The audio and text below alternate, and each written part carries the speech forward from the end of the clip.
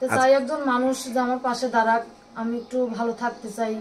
সে যেমনই হোক, 50 হোক, 60 হোক, 40 হোক, কোনো সমস্যা নেই। সে যদি আমার দায়িত্বভাবে রাখতে পারে, 5 ওয়াক্ত নামাজ কালাম পড়াইতে পারে, যারা ভালোভাবে রাখতে পারে, সেরকম একজন ভালো মনের মানুষ চাই। আমার নাম চাঁদনি, আমার দেশের বাড়ি নাটোরে। আমি আমার জীবনের গল্প নিয়ে কিছু কথা বলতে চাই। আসসালামু আলাইকুম। ওয়ালাইকুম সালাম। আপু কেমন আছেন? এই তো আলহামদুলিল্লাহ, আল্লাহ রাখছে। আসলে আপু, আপনার জীবনে ঘটে যাওয়া ঘটনাগুলো একটু যদি বলতেন, আসলে কি হয়েছে? জীবনে ঘটনা অনেকই কষ্টের জীবন ভাই। বাবা নাই, আর ছোট থাকতে মনে করো আমাদের রেখে চলে গেছে, আমাদের সঙ্গে তার যোগাযোগ নাই। আর দিনকাল অনেক কষ্টে যায় ভাই। মনে করো যে দেখার মতন আল্লাহ ছাড়া কেউ নাই আমাদের পাশে এখন। আসলে আপনার বাবা কি হয়েছে, কেন বা আপনি আজ ক্যামেরার সামনে আসা লাগলো? বাবা নাই, কারণ ছোট থাকতে রেখে চলে গেছে সে বিয়ে শাদী করে। আর এখন মনে করো যে আমি ঠিক মতন চলতে পারি না, কাজ করি, ওই টাকায় আমার সংসার চলে না। আমার মাও অসুস্থ, ঠিক মতন কাজ করে আসি, বিকালে ওষুধ কিনতে হয়। ওষুধ কিনলে সংসার চলে না, সংসার চালাইলে ওষুধ কিনা হয় না ভাই। অনেক কষ্টে আর কি দিনকাল যাইতেছে। অনেক কষ্টে করে প্রতিবেদনের সামনে দাঁড়াইছি ভাই। একটা মানুষ কষ্ট না করলে প্রতিবেদনের সামনে আসে না। আচ্ছা, আসলে আপনার বাবা কত বছর আগে চলে গেছে? অনেক বছর আগে চলে গেছে। আপনার বয়স তখন কত? তখন 7-8 বছর হবে। 7-8 বছর। বাবাকে দেখেছেন? ভাই সেরকম আমার খেয়াল নাই। সেরকম খেয়াল নাই। আচ্ছা, তো আসলে আপনি কি কাজ করেন?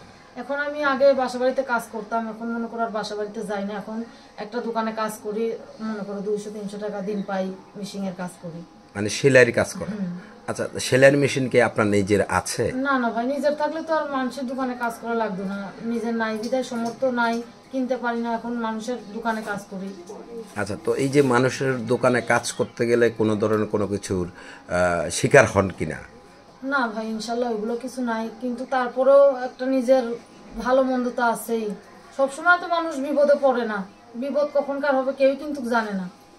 আপনি তো অল্প বয়সের একটি মেয়ে, তো আপনি বয়স্ক লোকের কাছে কেন যাবেন? ইয়াং বয়সের কোনো ছেলে কি আপনাকে নিতে চায় না, নাকি কি হয়েছে? ভাই আমি গরিব মানুষ, আমি ঠিক মতন খাইতেই পারি না, আমি যৌতুক তো দিতে পারবো না। আর জোয়ান ছেলেদের কাছে বিয়ে বসলে তাদের মনে করো যে যৌতুক দিতে হবে। আর আমি চাই একজন বয়স্ক মানুষ যে আমার পাশে দাঁড়াবে। আমি যৌতুক ছাড়া বিয়ে বসতে চাই। আমি যৌতুক তো দিতে পারবো না ভাই, আর যে আমার নেবে সে তো আমার দেখেই নেবে। আর জোয়ান ছেলেরা মনে করো যে কিছুদিন থাকে, তারপর ধোঁকাবাজি করে। সবার মন মানসিকতা তো এক না। আচ্ছা, এই পর্যন্ত কয়জনের সাথে ধোঁকাবাজি হয়েছে? হয়েছি ভাই, মনে করো যে কথাবার্তা বলি, কথাবার্তা বলার পরে পরে মনে করো যে পাশে থাকে না, হয়তো আমার থেকে ভালো মেয়ে পায়, তার কাছে চলে যায়। আচ্ছা, তো আসলে এই যে আপনি তো দেখতে শুনতে অনেক সুন্দর, দর্শক আমরা দেখাচ্ছি যে আসলে এই বোনটির মানে দেখতে শুনতে অনেক সুন্দর, মানে চাঁদনি, চাঁদের মতোই, আসলে চাঁদের চেয়েও বেশি সুন্দর। তো এই বোনটিকে কেন বা মানুষ এই বোনটির সাথে প্রতারণা করে, কি কারণে করে, সেটা আমরা আসলে বুঝলাম না। তো আসলে মানে কি বলে প্রথমে আপনার কাছে আসে, এরপরে কি হয় সেই কথাটা একটু বলে যে পাশে থাকবো, ইনশাল্লাহ দায়িত্ব নেবো, পরে হয়তো মনে আমার থেকে সুন্দর মেয়ে পায়, তার কাছে চলে যায়। আমি তো আর জানি না যে কেন যায়। আচ্ছা, তো আপু আসলে এখন কি বিয়ে শাদী বসতে আসছেন না মানুষের সাথে? থেকে মনে করো যে ইনশাল্লাহ বিয়ে শাদী করার জন্যই আইছি, যে আমার পাশে দাঁড়াবে ইনশাল্লাহ, ভালো মনের মানুষ পেলে আমি বিয়ে শাদী সত্যিকারেরই বসবো। আচ্ছা, অনেকে এরকম ক্যামেরার সামনে এসে বলে বিয়ে শাদী বসবো, এরপরে প্রবাসীদের কাছ থেকে, বিভিন্ন মানুষের কাছ থেকে টাকা পয়সা হাতিয়ে খেয়ে আর বিয়ে বসে না।